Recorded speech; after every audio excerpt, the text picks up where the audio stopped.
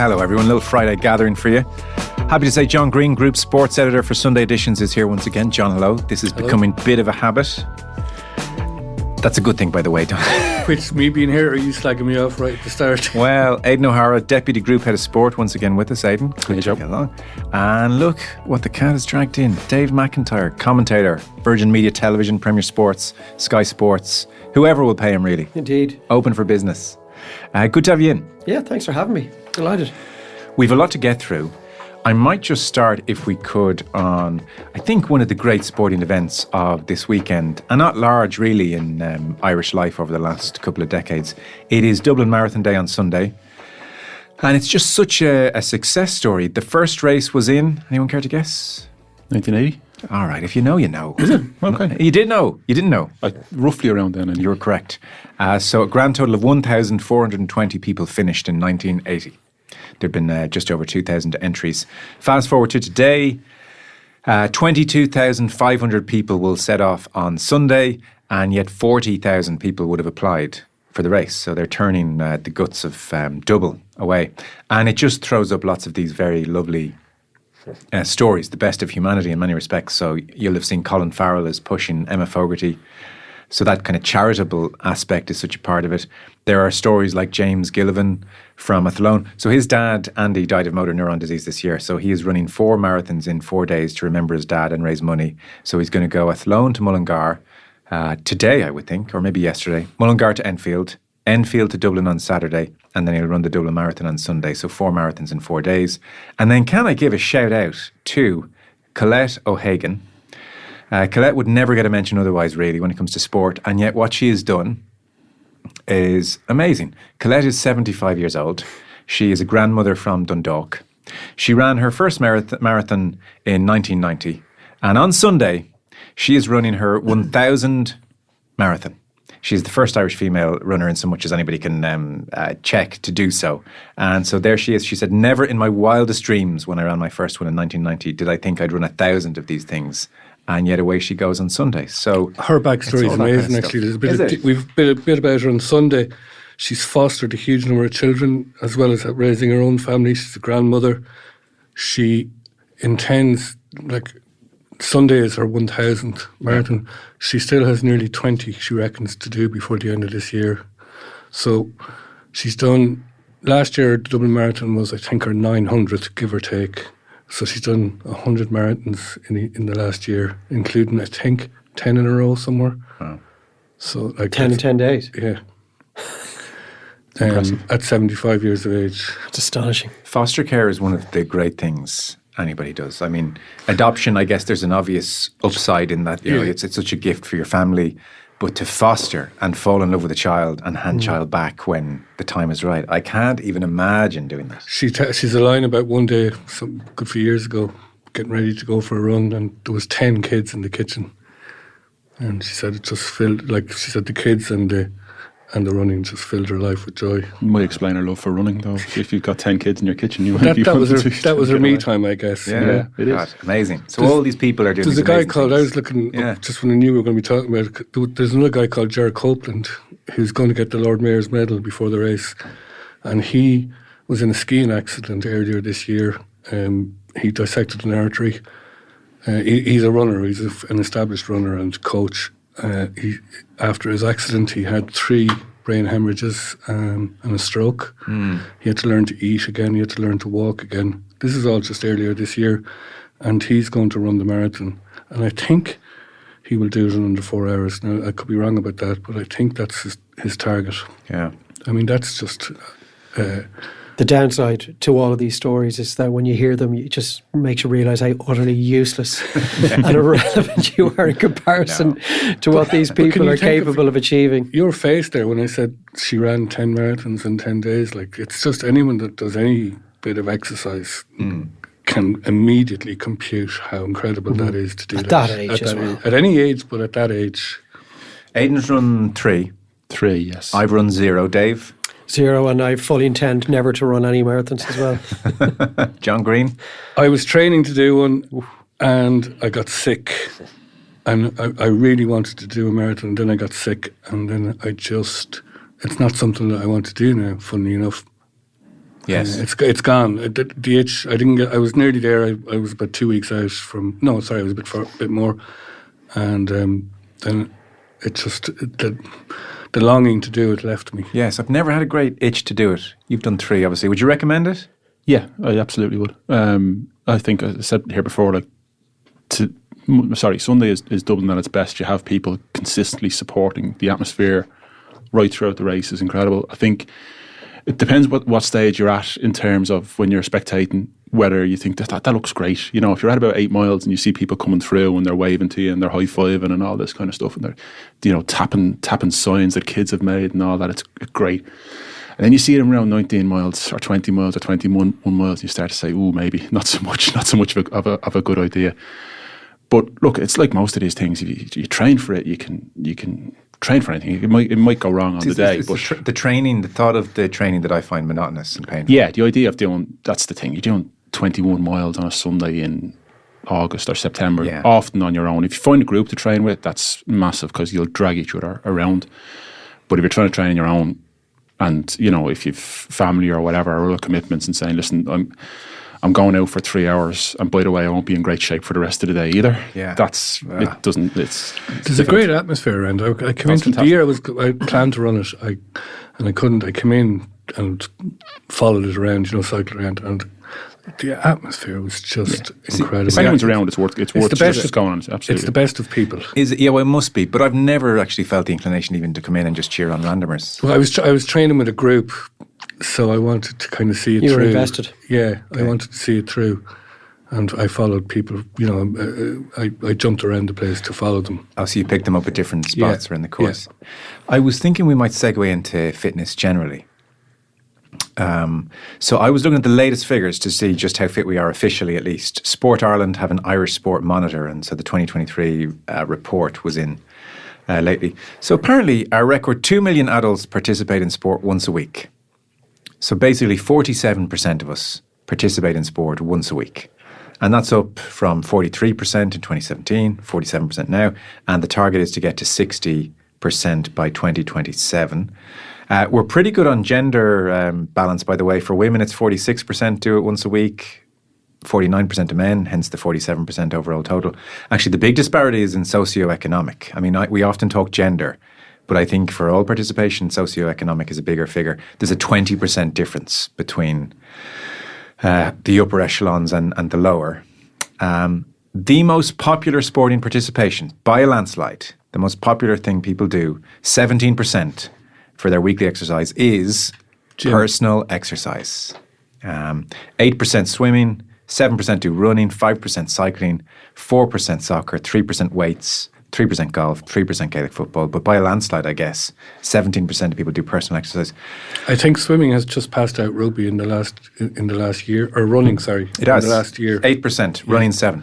So swimming is number 2. Yeah. It's funny on that personal exercise because one of the reasons I thought I would talk to you guys about this today is the last couple of weeks I haven't done much at all, just with the job and life and kind of new schedule in our household. And I thought, God, I got to do something. I could feel the softness coming in. And so I went and did a spinning class. I'm trying to do a bit of spinning lately. So that would fall into that 17%. I just realised how awful and joyless it is. Like, it's just so miserable. You just can't forget at any point that you're exercising. My background is football and Gaelic football and tennis. So it's a life up to my mid-20s of being, I'd say, very fit, of chasing a ball and not being in pain. You don't realise you're exercising. It's just you're too absorbed in the sport. And now these last 10 years, life is about, I need to exercise. It's all I have time for. And be it gym, treadmill, spinning. It's painful putting on the gear. It's painful getting in the car. It's painful getting parking. It's painful walking in. It's painful getting on the bike. Really, you need to live in the country, Joe. I don't enjoy any of it when I'm there. And then I go home and I feel good. But, I mean, there's a lot of steps to feeling good. So you never feel worse afterwards. No, I know that. It's the beforehand. Oh. But even the during, like, you've had a real burst, Dave, I would say, of fitness in the last decade. I've known you. Yeah. Like, you are now uber fit, lean, eating well, gym regularly. So you've discovered a great love for it, I would think, in the last 12, 13 years. Yeah, look, there's parts of it that aren't as grim as you've described it there, but they aren't overly fun or exciting either. But look, a treadmill, it's like when my two boys are saying to me, homework is so boring, hate doing it. I'm like, yeah, it is. It's crap. It was crap when I was in school. It's crap for you. It just has to be done. Yeah. And a treadmill and a spin class is in the same category as your homework. Nobody can ever put enough lipstick on that pig to try and convince you that it's fun. It's not. But I still play football, so I have to do something to try and stay reasonably cardio-wise fit. But I love the weights room. It's you do. so therapeutic, Okay. 45 minutes to an hour, and it's just me, and I've got a podcast on, and don't have to talk to anybody, and you're kind of pushing yourself, and it's still relaxed enough. Like your heart rate isn't to the point where you feel you're going to keel over. And you don't get the same level of satisfaction from it as you do from like a 45 or 50-minute sweat fest. But I have found, and this could be turned into a negative, I have found that if I go 48 hours without doing something, that changes my mood entirely. And I think you're just in a place where you're at the very beginning of it, and it's not habitual, it's not part of your lifestyle yet. But I think once you get to the point where it's just something that you do every day, you start to look forward to it. Well, no, sorry, it's interesting. I've had a great couple of years and predominantly doing weights and no cardio. And just now, I'm quite time poor at the moment. And so I've missed out maybe the last month, 6, 7, 8 weeks. And I've just thought, I know the importance of weights and I'll get back into weights, but I thought I've got to start doing some cardio again. Why though? I just feel for your heart rate and your general fitness. I think you got to do something you enjoy, though. At some point, you got to do something that you enjoy. You won't keep it up if you hate won't. it. That's exactly what it is. I mean, you talked about the chasing a ball, and if you play sport all the way up, your schedule is set out for you. You're training Tuesday, Thursday, your match the weekend, and you don't realise until you stop just how therapeutic that is. It's very enjoyable, but it's also very therapeutic. You're coming like I sort of stopped playing football, organised football, when I was about 30. You played to a good level, didn't you? I played Leinster Senior League and played a decent schoolboy level as well. But you don't realise that for that hour or that hour and a half or whatever it might be, you're completely in the zone, and all that matters is the people around you, the ball you're going against, and you're in the moment of it. And every thing people talk about, mindfulness and all that sort of stuff, is in the moment. It's being in the moment. It's being present. And that's what you are when you're playing sport. I would find if I go to the gym, or even if I go for a run, you tend to think, which wouldn't always be a great thing, if you're in your own head. Whereas if I'm playing football or playing tennis or hitting a punch bag or something like that, you're not thinking about something that's just happened because you're just literally there. Too absorbed. You're too absorbed. Greg Louganis had the great line that it's meditation in motion, and there's a certain truth in that. So I play a lot of paddle at the moment, actually. You'd burn 1,000 calories, by the way, in an hour and a half paddle. It's very surprising. So that's heaven. I could play paddle all day long, but when I'm doing my half-hour spinning, I think I'm doing the HIIT, so high intensity interval I'd have to question the 1,000 calories in 90 minutes of paddle, but it seemed a lot, didn't it? But I honestly, depends how you're doing it. We're really good. that seems like an awful lot. I'm suspicious, but my Fitbit keeps coming in at just shy of 1,000 calories. Maybe that can be corrected. But I'm not going to dig too deep into that. But okay, anyway, you get a good sweat.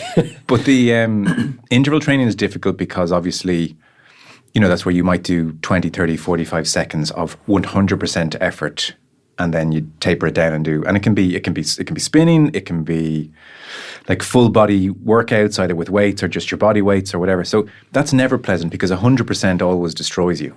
So even no matter how fit you get, that's just yucky. But I do think it's good to do cardio. I don't, you do lots of cardio. I don't do weights at all, which is a massive mistake. Yeah, that's a massive mistake. And I've never done them. I've never taken to it, but I'm lately starting to tell myself I'm going to have to get over that. Yeah. Because, you need to be doing them when you get to... I think you'll find, as Dave said, weights is almost easier than psyching yourself up for cardio. No, I never have to psych myself up for it. Right. But it's far more important. John, the weights spot are... on. Yeah, no, it is. Like you're no spring chicken yourself, Joe. I think I'm the oldest in the room weights is something you need to really consider. I have been. Like the cardio, the only reason I do the cardio is because I'm still playing. So I have to be able to get up and down a field. Cardio is important as well. But when I stop playing, that'll be very much close to the end of any of the running I'm doing or the really high intensity stuff. That's where I got down. I thought, well, I want to keep that.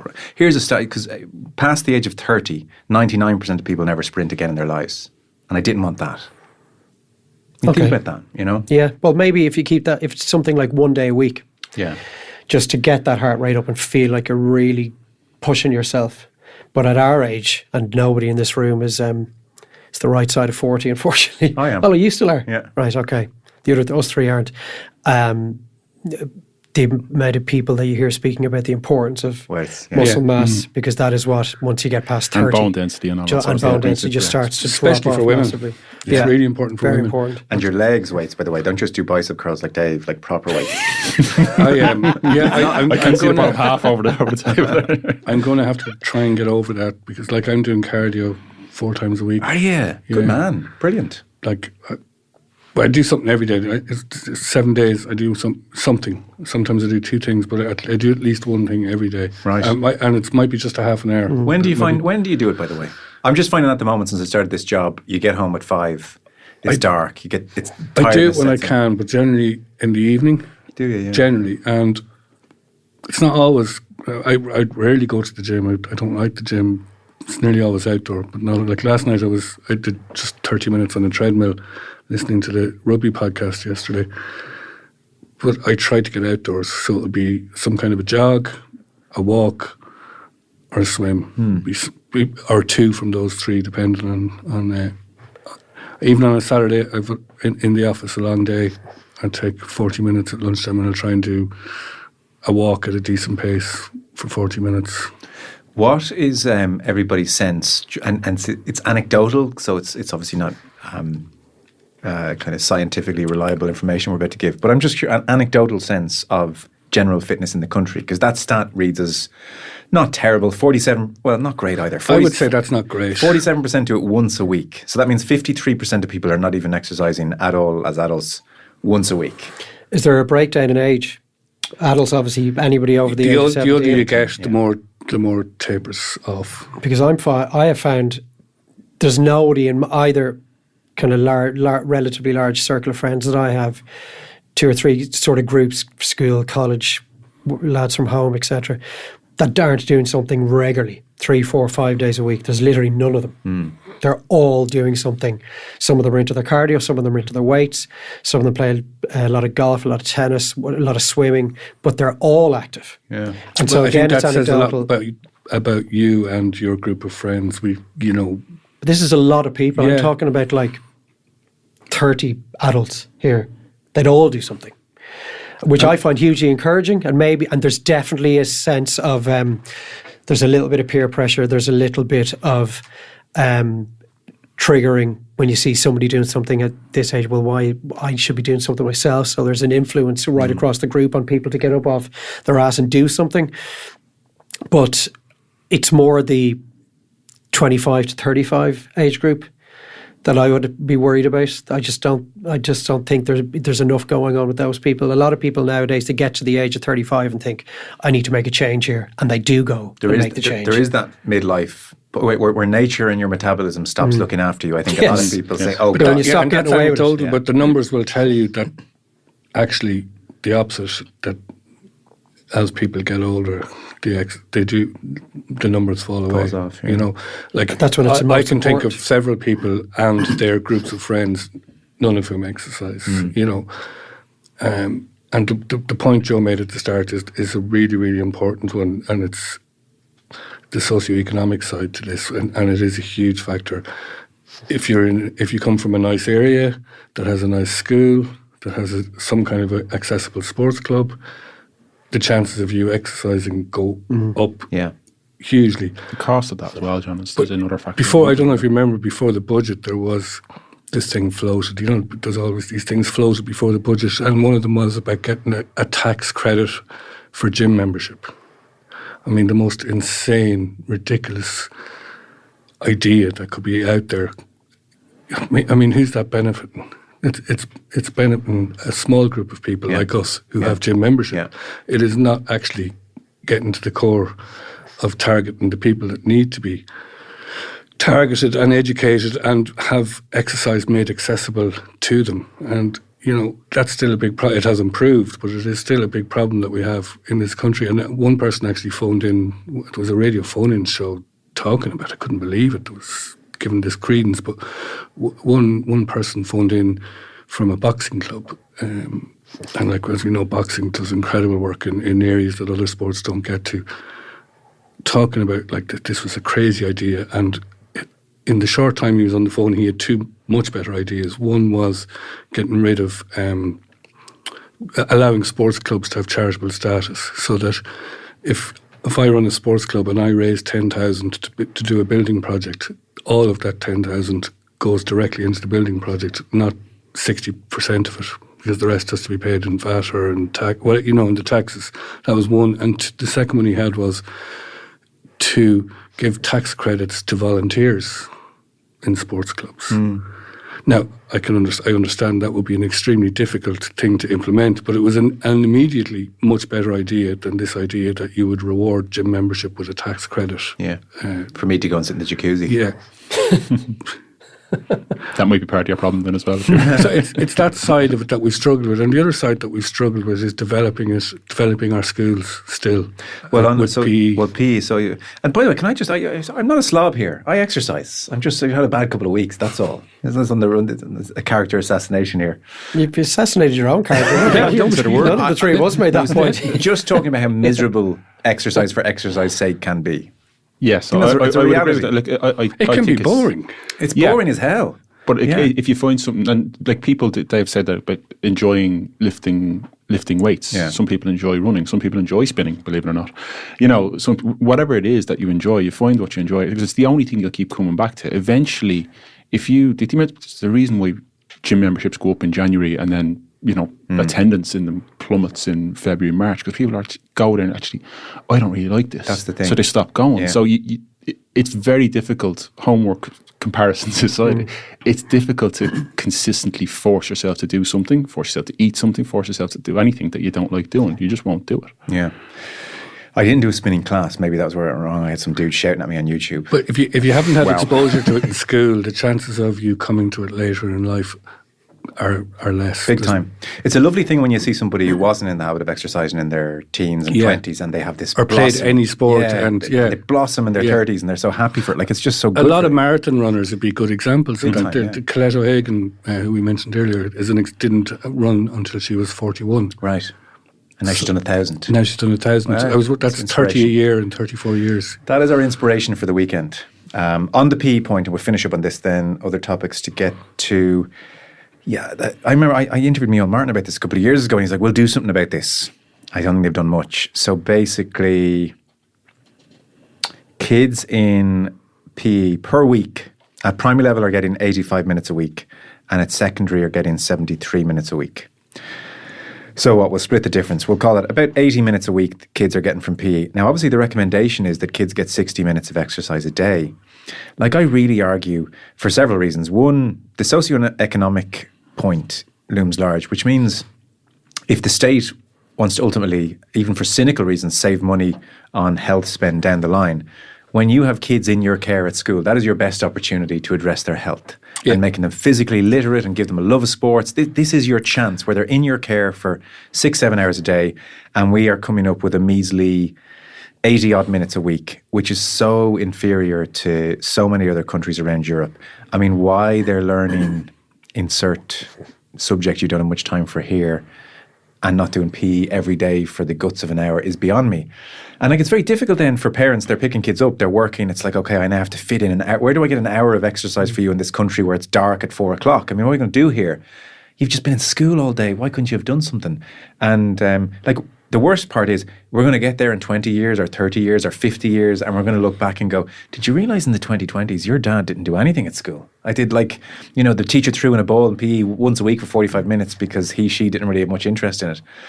So that's the great failing at the moment on a state level. Yeah. It's a disgrace, actually. A few years ago, there was a lot of, I can't remember the year, it's a few years ago, there was a big thing about some new survey had found that our kids were in the top 3 for literacy in Europe. Yeah.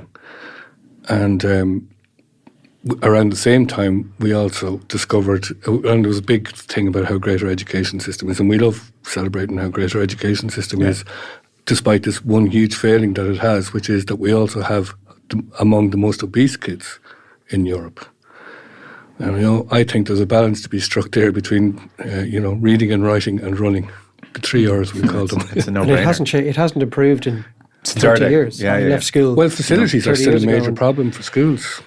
Yeah, but like even the school I was in, there was a hall, proper hall there. There were facilities, but the amount of times I can recall kids just not wanting to participate in PE and that being allowed to slide, and the 1 hour a week that was penciled in on your timetable being scrapped because the hall was being used for something else, or there was an additional class that had to be, whatever the reason was, you could go 2 or 3 weeks with no PE. Oh, really? And to think that this is 25, 30 years on and we have the same problem. Yeah. And if you were to just shave 40 minutes a day Yes. off the traditional class timetable and get the kids run around the field. You've heard of the Daily Mile. Daily Mile, Yeah, yeah, I was it's going to like- say that. But yeah. 40 minutes a day, I like if that was put to referendum, it'd get like 90% yes. It would. And it's so easy. There doesn't have to be a huge amount of equipment. You know, if it's raining out, put their raincoats on them. Play even just something as simple as a game of tag. Yeah. You know, a game of, tails where you have a bib hanging out of someone's shorts and you're trying to, it's like tag rugby, and the kids have a great fun. And they are utterly unaware that what they are doing is unbelievably healthy for them in the short, medium, and long term. And it's the opportunity loss that a lot of governments are aware of, but refuse to engage in because they are very much operating off the current election cycle, and they can't really sell a dream that won't come to fruition for 15 to 20 years. Well, look, the amount of money we're going to put into this right now is going to stretch us significantly, but we're going to save 10 times that in, the HSE bill that comes out of obesity, diabetes, all of these health-related illnesses. Mental health, If you think health, about, if you think about how the state was formed, the state outsourced a lot of things. It outsourced education to the churches, and it also outsourced health and well-being and physical activity to the voluntary sector. And it has never. There has been improvements. There has been a lot of strategies and things. But just like education, it's playing catch up, and it's trying to centralise it. But there's a lack of expertise. It's going to take a lot of time to kind of roll it back in. But that's essentially what happened. Yeah. And the volunteer sector is still what keeps it going. And really, our schools is the place where we should be reaching children, because that's the one place that we know nearly every kid is at some point. Yeah. There's no point in saying your local GA club or your local boxing because it's not accessible to everybody, or it's not for everybody. And we need to change our language. And sport can be a very off-putting term for people. It's So such a we simple talk about fix. activity, being fit, being well, Participation participation is the key, because Use words if that people don't- don't want it no more than ourselves. Yeah. If I'm not good at going for a run, I'm not going to go for a run. And kids are the same. If they don't want to play football, if they're 6 and 7 and 8 years old, and the focus is, let's play football for PE, and the kid doesn't want to play football because they're not good at it. Well, they're not competitive. They're not that not competitive. competitiveness or whatever. Like, I'm not necessarily saying all competition is bad, but kids that are competitive and are good at football are going to be active in school, and they're going to want to play and they're going to want to do PE. They're not the problem. They're not the ones. They're not the problem. No. They're not the 50-odd% probably of adults Doing nothing. who are doing nothing eventually. But every kid can be taught how to do a star jump, how to run on the Yes. spot, And- how to do a lunge or a And squat. that stuff's not competitive. First so 10, it's, so the bell goes at 9 a.m. Yeah. Everybody's in their seats. Right. Between now and 9:05 and 9:20, everybody's going to be on their feet. And whatever it is, and the teacher, if they're good, and the quality of teaching in this country is exceptional, they can make that fun. And then you do it again maybe a little later in the day. And before you know it, the kids have got 30 minutes of proper exercise, and they get picked up, and everything about them, physically, mentally, is in a better place. And it's not costly. It is a very simple fix. And I just don't know why something like that hasn't been I brought don't in. know either. When I put it to Neil Martin in very strong terms, by the end of the chat, he was like, yeah, okay, yeah, we'll do something about that. I have a friend There's no argument against it. who I used to play with, a fellow called Richie Bourne. He's over in Arsenal's Ladies Academy, and we were over there. We did a trip last year with my football team, and one of the parents asked him about kids playing computer games. What do you do? And he started going into Call of Duty and all this sort of stuff that he played. And he was saying, I think it was Noel Hunt as a friend of his, and he was saying that when the game was loading up, so when the game finished, there's 30 seconds between the game finishing and the next one loading up, he'd do 15 squats. Or he'd do, the next time he'd do 15 press-ups or whatever. So if he might be playing for 2 hours, which in theory isn't great, but in that 2 hour period, he might have done 75 press-ups and 75 squats. Built-in trigger points. Building in things like that, like you say, Dave, where when you come back in from little break, Yeah. Can you do 10 squats? You know, you come back in from big break, can you do just small little things? There has to be a desire to do it. Just a couple of charts up on the wall. Who's done what? Like even the most immobile, unathletic child in the class can break their personal best. Yes. Right. We know what you're capable of in a 2-minute spell. Let's see where you are in 2 weeks' time. The stat to round it off, because I know I've thrown numbers at people. So if you want, and this is in the report, by the way, buried beneath it, 2 million adults, it's never been better. So if the daily recommendation for children in this country is 60 minutes per day, only 15% of kids get that. So that would just show that outside of school hours, it's not happening. So is the state going to step up and make up the shortfall? Is the plus any money you spend on promoting and helping physical activity is money that's saved at the other end of the life cycle in your health budget. Yeah. I mean that's no a brainer. fact. Well, that's exercise generally. I'm sure it's a topic we'll come back to. Do me email in, by the way, any thoughts, observations on that. I suspect there'll be a lot of teachers saying, have you seen the curriculum? Do you think we have time for this? Yeah, well, obviously it has to be changed. made easier for them. That's without question. I don't think we're talking about teachers. We're talking about a system. We are.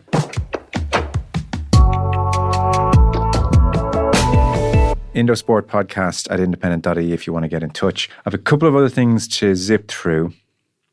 Facilities, Ten Hag, Andy Farrell, get to in one moment. Just briefly, we had a plethora, is the only word I can use, of emails in about the Open at Portmarnock. This came up in bits and bobs during the week, where Ronan Mullen, in just a very honest way. No, he wasn't like, there was no edge to it. He was just like, why are we hosting the British Open? I don't understand. And nobody had a brilliant answer for him. So, hey, Joe and Co, great work with the new pod. Kudos to Ronan in the recent Bits and Bods episode for asking the question that was burning through my brain as you discussed the likely event of the Open at Portmarnock. Just to note, I make this point with no right-wing pretense. I just find it weird and incorrect that a quintessentially British sporting event is taking place in Ireland. It's like the FA Cup being played at the Aviva. I love the Open, but it's a British event. Needless to say, it should be played in Britain. Maybe I'm being too purist, but curious as to hear you discuss it further. Thanks a mil, said Ronan. Shane said, great work, new podcast. Just listening to Wednesday's Dispatch re the Open, coming to Portmarnock. No drama with this happening due to the fact that, and this might be the best explanation really, the RNA have responsibility for governance of the game everywhere except the USA and Mexico, which the USGA looks after. It's useful to remember that Portmarnock twice, the Island, Ballyliffin, Royal County Down, Portrush have hosted the Amateur Championship historically, and indeed County Louth will host the Boys Championship in 25. Joe was spot on about an opportunity for the championship to be held in Australia. However, the same could equally be said for South Africa, France, Holland or elsewhere. And let's hope improvements don't fiddle too much with what is undoubtedly one of the best courses in Ireland as they get a championship ready. And then a last theory from Tom was, enjoying the podcast on the Open at Portmarnock. One of the big reasons the RNA have brought it to Dublin is they're running out of courses to host it. In the last 15 years, they've essentially lost 3 courses. Muirfield for its vote against female membership in 16, Turnberry due to Trump's ownership, and Lytham as it's deemed too short for modern day technology. They are simply running out of high-quality links courses that have the difficulty and facilities to host, says Tom. I think that's the key point there, isn't it? The last one, the high-quality links. God, I'm amazed. It needs to be a true links course, doesn't it? Well, Portmarnock doesn't tick those boxes. Facilities? Yes. Logistically, it's going to be interesting. But so government are going to spend 40 million on what I would guess is some kind of road over the water, temporary or otherwise, and getting the place up to speed. That's why Golf Ireland came out this week and said, right, we're up. The taxpayer is going to give us 40 million. Well, I was listening to that episode, and Ronan asked the question that I have asked myself every single time I've heard talk of the Open being held in one of the 26 counties. And it is a really obvious, fair question. And I know he didn't bring any baggage to the question when he asked it. It's an incredible thing for Irish sports, an incredible thing for Irish golf. It's an amazing thing for Dublin. And obviously, more specifically, that area of Dublin. And you take it with both hands. Why the Open is in the Republic of Ireland is beyond me. Yeah. But at the same time, you sort of try to forge a link between the sport of golf in Ireland being a 32-county sport.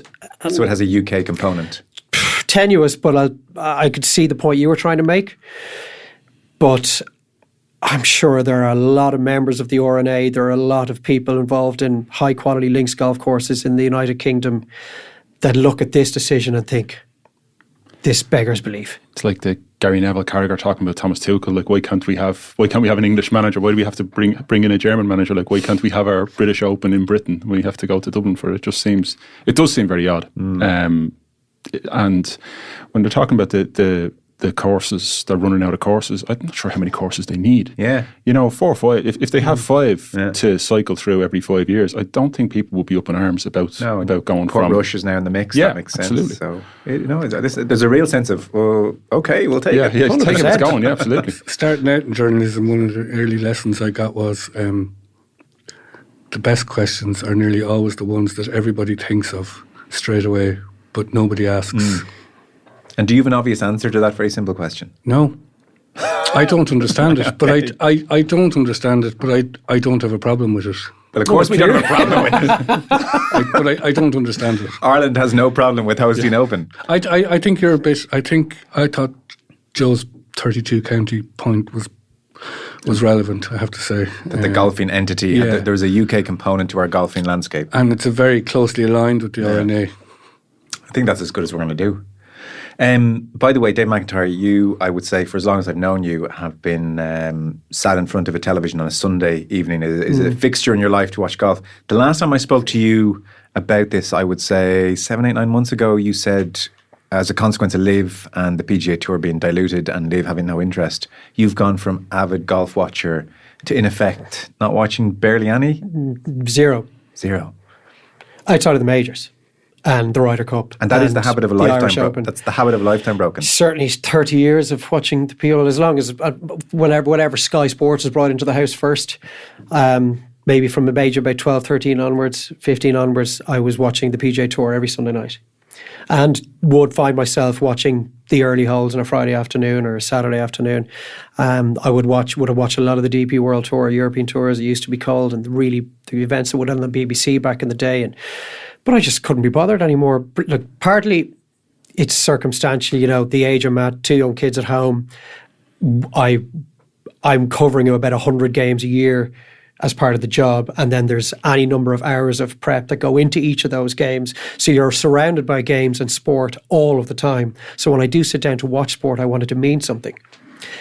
And nobody convinced me that watching a regular PGA Tour event, even on a Sunday evening, means something. The real pedigree, traditionally great regular tour events, Muirfield Village, Bay Hill, Players' Championship. If you win one of those, so what? Like Rory's first 10 PGA Tour events carry far more weight than his next 10 because he didn't have to beat the world's best to win his next 10. And yeah, he could walk away from Jack's Place or Arnie's Place or walk away from Sawgrass with another championship. But does it compare to the first time he won the Players? Of course it doesn't, because he hasn't had to beat 5 of the world's top 10 golfers to win it. So there's an asterisk beside it. So what has happened with Liv is you have founded an utterly irrelevant, meaningless tour, and you have also reduced the existing tours, DP World Tour and the PGA Tour, to being an irrelevant and meaningless tour in terms of what the results constitute. And for that reason, I can't watch it's the Sunday, unless Rory's in contention, I literally will not watch it. But I watch Scotty Scheffler win, the Valero Texas Open and just go, hasn't had to be Rahm, hasn't had to be Koepka, didn't have to be DJ, hasn't had to be Cam Smith, hasn't had to be Bryson. So it's meaningless. It's become like tennis, where the 4 majors in the year. And I know, obviously, if you're winning, the whatever outside the tennis Grand Slams, you still have to beat the top guys. But a lot of the time, they're not in it either. It might be one of them in it. So it's become where you tune in 4 times a year, really. And look where ATP Tour and WTP tennis is right now. Yeah. An absolute irrelevance. Unless you're a tennis nut or a gambler, there's absolutely no reason for you to tune in to watch Indian Wells or the sort of tennis events we used to watch as kids when Edberg and Becker and Lendl and these guys were playing. Yeah. And I was just knowing that this might come up today. I was looking at the NBC, CBS rights package, which was signed for about $700 million in 2020. That will take them through to 2030. Now, I think the current generation of golfers have destroyed the ability of the next generation of golfers to make really good money on the tour, the 2 major tours, because without wishing to profess to know an awful lot about how these rights deals are going to work. What would you imagine the NBC/CBS equivalent are going to be willing to pay in 2030 in comparison to what they must feel now that they were duped into signing in 2020? Because the bottom is going to collapse when it comes to prize money on offer to these golfers, because such a large proportion of it comes from the TV rights deals. And if you are covering Muirfield Village and 5 of the world's top 10 golfers aren't in it, well, you're certainly not going to pay in 2030 what you paid in 2020, and nothing close to it. No, it's fairly ominous for the sport in many ways at the moment. And viewing figures plummeting anyway. I'm not a million miles behind you, actually. I never thought that day would come. Shamrock Rovers last night cruised, isn't that nice to be able to say, to a European win, 4-1 against Larne, 4 points from 2 games. Stephen Bradley saying, well, let's aim for 10. €400,000 banked for that win. League of Ireland prize money, around the 150 mark. Not close to that. It's 100,000, I think. It's extraordinary, isn't it? The draw they got with Apoel produced more income than winning the league. Yeah. John Greene watched, I know some of that game. Yeah, I saw the first half of it. And then you flicked over to watch Manchester United draw with Fenerbahce. Jose Mourinho sent to the stands. You cited in a brief chat we had this morning Eric Ten Hag's muddled thinking, compared him to Andy Farrell. Yeah, so clear-eyed and wonderful. That's what I was, because I was listening to you talking about Andy Farrell, and like it is, there's lots of things about Andy Farrell, but one of the things that has always struck me about him was this incredible ability he has to select the right team. Even when when you were talking about when he dropped Osborne in South Africa, and we're all kind of, yeah, it's fine. Andy knows what he's doing. Yeah.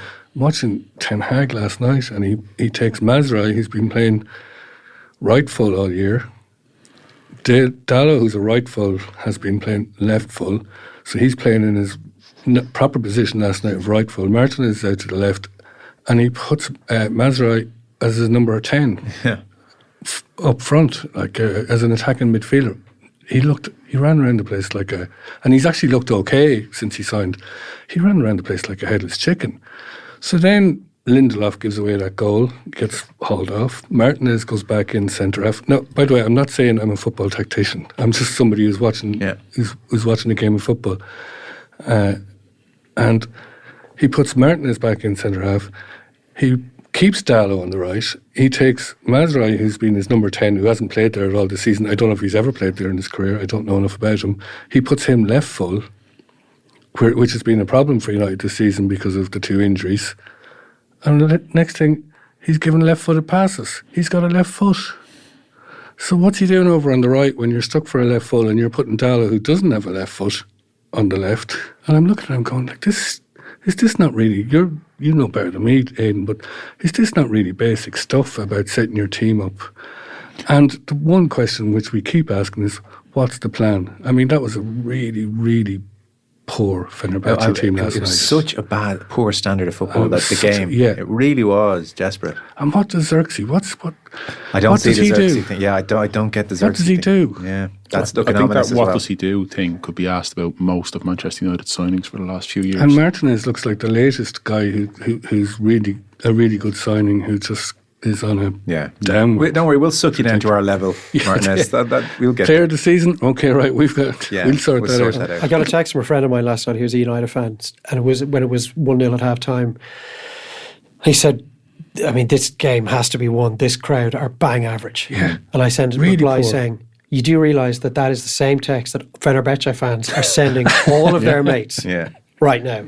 Go on, sorry. Because that's where they are. Yeah. They are bang average, Manchester United. And the only reason we continue to talk about them is because it's Manchester United. United. What's the plan? That's fine. Okay, they're average. But what's your plan? Survive to next month, I would think. What are you saying? Well, he's just in a permanent state of putting out the latest fire. Yeah.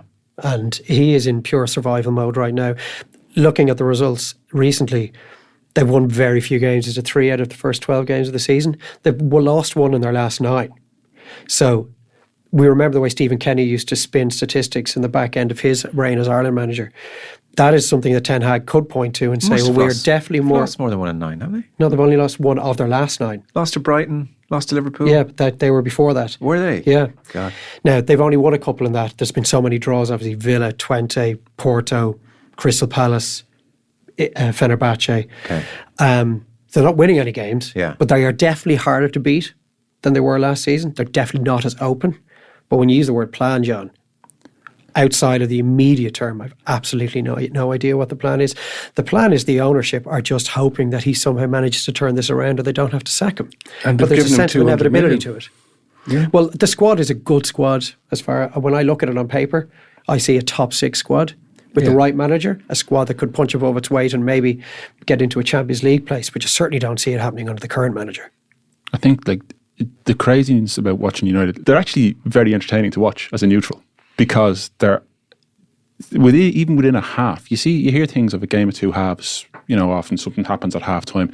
Even within a half, United can look brilliant for 20 minutes, and then suddenly something happens. Like a boxer takes a punch from an opponent, and they've got no idea what to do. It happened last year in the Liverpool game. It happened a few games where they've no sense of control at all. I think there was a stat there. They've taken the lead. They've been in front 6 times in the last 4 European games. Across the 4 games, they've been in front 6 times. They haven't won any of them. So normally when you're looking at good teams, they go in front and then they start to control things a little bit. There's no control whatsoever about United. The gaps are massive. Massive. All over the place. Like even against Brentford at the weekend, I know you did the game with Gary Breen. I mean, the extent to which Brentford in the first half ran all over Eriksen and Casemiro, it was actually mortifying. They had no legs in midfield whatsoever. Got to grips with it in the second half. But it's just so average. So average. I don't know when you say they're entertaining to watch. I don't in a kind of a comical way, because like that game last night, box office, there was sorry, not for Man United fans, but for everyone else. For everyone else. I'm watching this kind of a bit more detached than I used to be as I get older. And that was a really poor game of football. No, last night was not entertaining. Last night was not entertaining. Well, I would have found it entertaining in the way that you might find in an under 12s game entertaining, where if you've got 2 teams playing at the same level, it can end up being quite entertaining. You're taking some kind of perverse pleasure out of. No, but even there was chances, there was mistakes. There's lots of mistakes. This is the thing with United. United are making lots of mistakes. You watch Man City, or you watch Arsenal, or even you watch Liverpool under Slot. There's very few mistakes. So consequently, it actually doesn't make it that entertaining to watch. Whereas United, there's mistakes all over the place. It's like if you're watching, say, lower level football outside of the top end of the Premier League, if you're watching Championship football or League One or whatever level you watch, as you go down, it can actually be more entertaining because there's more mistakes, there's more chances, there's more goals. It's less scripted. It's just United are certainly, that's one thing United certainly aren't is scripted, and that's, as I said, it's entertaining to watch. It must be very difficult to support them, but it's very entertaining to watch. On Andy Farrell, to round off the Farrell point, obviously you'll be commentating on the November internationals upcoming. It is amazing the extent to which, as John says, people just trust his judgment now implicitly. He's almost, choose words carefully, shown up is a bit strong, but he's almost shown up like other selectors, the way he's identified Gibson Park ahead of them. They see Gibson Park every day. Identified Kieran Frawley, skip past Ross Byrne. So his eye for a player. Mac Hansen, one training session, you're in. Osborne, phenomenal. Nobody predicted that. Calvin Nash. It goes on and on and does a great job. So there's that aspect. There's the emotional intelligence. There's bringing Sexton back, no problem. We've just had a captaincy change, no problem. Everything lack of ego. It's something you'd say, wouldn't you? He's kind of maybe he's at his peak, who knows? Or maybe he was on to greater things. But it's a long time now since there's been a manager maybe where everyone's just he says jump, how high? And the public at large are look, if Andy says it, I guess it's probably the right thing to do. Okay, well, his track record allows him to be that guy. Because whenever he makes such a decision, like the one you talked about, John, with Osborne just wearing the 15 jersey and Gibson Park being furthermore in the thoughts of Andy Farrell than he ever was at Leinster at that time. Obviously, he's now maybe second only to DuPont in terms of world nines. But it's like Leinster have to follow almost. Yes. Yeah. Comparing Andy Farrell and Eric Ten Hag. Yeah, I would take issue with the preface of the conversation. I was contrasting. It was a contrast. I was just saying what you have to show is some of the things you need to show as a coach. Yeah, well, we're talking about one of the truly great coaches in world sport. You think so? Yeah. Yes, I think so. Yeah. Now, much smaller market, much smaller sport in terms of where it's played and the amount of elite level nations and elite level clubs in comparison to soccer, but he is one of the great coaches, and he's got the Lions gig for a reason. He has the Ireland job for as long as he wants it, and he's the direct opposite to Ten Hag and his predecessors at Manchester United, in that you think of the amount of players who have excelled elsewhere and gone to Manchester United, and within 18 months, 2 years, not being deemed good enough to make the starting 11. and whose qualities have just diminished to the point where they're almost negligible, and compare that to the amount of players that have fallen under the wing of Andy Farrell and within 12 to 18 months superseded anybody's expectations as to what their ceiling was. And that is the measure of a truly outstanding coach. The measure of a good coach is he or she getting the best out of the group that's available to them. But the elite level coaches are those who can smash the ceiling of expectation in the public's eye to a player. And nobody thought that James at Gibson Park could be the world-class test nine that he has become. Good player, yes. He arrived in at Leinster and we thought he's going to have to do something very special to get rid of Luke McGrath from the 9 jersey. Well, he's been one of Ireland's greatest nines. And he's getting better with age. Andy Farrell has done that with any number of 10, 15, 20 players in the last couple of years. Yeah, it's amazing, really. Before you all sign off, the word seems to be on the new GA rules. There's a congress over the weekend, but Maurice Brosnan had it during the week that the sense is the Football Review Committee will scrap the 4 points for a goal and they will scrap the 2 points for a 45 outside the arc but keep 2 points for a kick from play. So we're kind of working under that basis. Otherwise, rules as we saw them last weekend will go before Congress. You like your GA, don't you, Aidan, or less so? Soccer will be more so. Soccer But yeah, more more. Teams would help out, try and help coaching a group under 11s with Dave on the opposite sideline occasionally. Yeah. You two obviously big GA men. You went to the Croke Park on Friday. I went to the first night, Yeah. So what are we thinking? Are you rubber stamping these? How do you think they've been received by the country at large? Yeah, I think I was very slow. When I heard about this, I've been very, very slow to admit to myself that yes, we need to bring these rules in and have a look at them. It was a slow journey for me. I kind of used to tell myself I love Gaelic football and it's my number one sport. It's the one I love more than anything else. And then I started to admit in the days leading up to when I decided I was going to go, I was realising I actually love the idea of Gaelic football more than. I'm sorry to interrupt briefly. Ronan made the point during the week. Isn't it funny that all of a sudden, as the rules were being trialled, all of the players, every player, every coach, everybody who's spoken to the media anywhere, so many of them having defended the game for the last decade, now that the rules were up, are all coming on air saying, we have to do something. Not all of them. It's crisis. Who's still defending the game? I think Oisin O'Neill has certainly... Don't touch the game. He was slow. I thought Enda Smith made a really good point on the Friday night when he said it's going to take a lot of getting used to because for the last 10 years we've been coached to go this way and to go that way and to go back and to do this. These players have been brainwashed. Yeah. This generation of players have been brainwashed. That's exactly right. And so we need to see these rules for a year. Leave the club game alone. Don't touch it. I agree with that. Get the rules in. Yeah. It's probably going to, the scoring system I think will probably get tweaked. Don't rock up to Congress delegates and say I'm going to show these guys, and just give it a chance and let's see. I'm not a big fan of artificial constructs, but the goalkeeper one but I think, look, I think I heard you saying it or somebody saying it on one of the podcasts. They've put a lot of thought into this. They've put a lot more thought into it than any of us have. Just give them a chance. If it's not working, we've got a bailout at the end of the league. But maybe it needs championship football to really be tested. Let's give it a year. Keep it away from the club game until we're sure about it. And even then, it may be a phased introduction over a couple of years. But my one drawback on the first night that I was there was at times I felt I was watching AFL a little bit at times.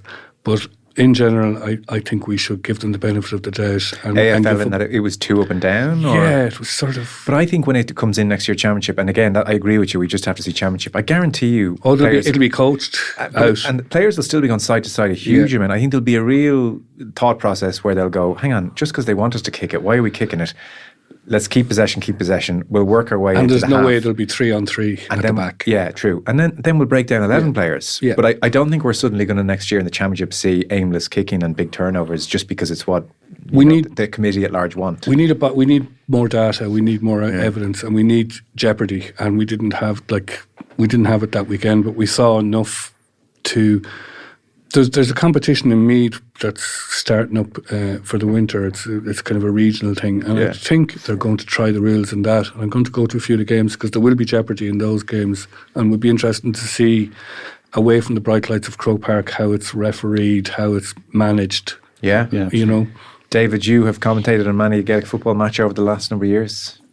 For pleasure or penance, I don't know. For pay. Sometimes it's for pleasure, it's definitely for pay. Hard cash. Sometimes for pleasure, but more often than not in the last 5 years, it has not been a pleasurable You haven't enjoyed experience. it. It must have been hard.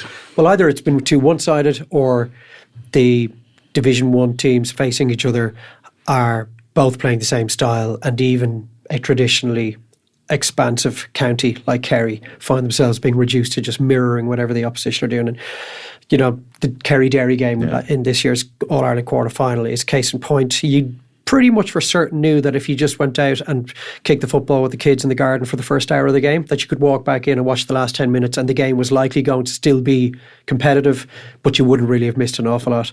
I thought the All-Ireland final would go down the exact same route, and that is the same route the All-Ireland final went down. So I think everybody, bar a very tiny minority of people, accepted that change and radical change was required. The overall feeling is that we just don't know. And we won't know until A, there's something majorly at stake. A league game is the next step. A championship game in the All-Ireland series is the ultimate step. So we will know far more by July of next year as to whether these rules can have the impact that we hope they will. I think the 2-point arc is a really good idea, because I think there is going to be 3 or 4 consequences of that. There's no need to have 4 points for a goal, because you are going to get far more goal scoring opportunities if you can get enough players into the team that are capable of kicking a score from that area of the field, because automatically defenders are going to have to push out. And there is going to be more opportunities for the old school corner forward to get a ball in front of him, as opposed to being marked by somebody and having 2 sweepers in front of him. Hope we're going to see the old school cornerback and fullback art of defending, the Keith Higgins, James O'Donoghue type duels that we would have got routinely in the past. And I take total issue with those who suggest that these dinosaurs are looking to go back to the 1970s and 1980s. The standard football was dreadful in those days. Nobody wants to see the aimless kicking that we would have saw when we would have watched the All-Ireland gold on TG Cahir back in the day. Teams are too well coached and players are too intelligent for that to happen now. And they're far more skillful now. And far more skillful. More kicking is what we want. Old school corner forwards and corner backs is what we want to see. More fielding is what we want to see. More contests. Having to kick the ball over the arc from the goalkeeper is a good one, albeit it'll be very interesting to see on a very windy day when even the really long kicking goalkeepers can't actually get the ball over the 40 metres. What happens then? Does the rule get suspended for the day or something? If you're playing into a howling gale or something, they probably haven't had to deal with that yet. But all the discussions need to be measured right now, because until we see where we are in July of next year, we don't really know. Aidan, final thoughts on it? I'm not a big fan around the almost legislating the goalkeeper out of the game. I don't like that idea of, like, even there've been some things written, keeper can't receive a pass. Like literally stay in their box, kick the ball out, and then wait for the occasional shot to come to They are really ruining games of football, though. But there's nothing stopping a team pressing up on the goalkeeper. There's absolutely nothing stopping a team going man for man. There is really, though. There isn't, though, because you need to use your goalkeeper to do that. If a player is 80 yards away, the goalkeeper's not going to ping the ball to them over there. There was a time I think it was the 2019 All-Ireland, where Dublin were a point down and a man down, and Cluxton pushed right up and marked Tommy Walsh. Yeah. Now, that was desperation stakes last minutes. It was desperation stakes. It was last minute, but it was also a bit of innovation. Cluxton didn't stand in his goal, in his box. There's nothing stopping the team from going, okay, if the goalkeeper is their playmaker, then mark him. Unfortunately, though, and there's nothing stopping. But who marks him, mate? Yeah, the full forward can mark him. No, well, he has to stay inside the opposition half. You sort of do have to have your no, goalkeeper. but I mean under current rules. I don't mean in terms the current rules. Yeah, I don't mean under the new rules. Completely different. No, but this is what I'm saying. But yeah. So I don't mean under the new rules. I mean under the as it is. As it is. Yeah. So if we're saying we don't like the 12v11 now because the keeper can come up into the half, so the keeper has to stay back. Keeper can get the ball, he can pass it inside a small square, and he can kick the ball out. That's it. Like, it's a very strange sport where we have some of the best goalkeepers who've played and have played in the last 20 years who play outfield for their clubs. There's very few other sports like that at elite level, where at one level they play outfield, at another level they play in goal, at a higher level they play in goal.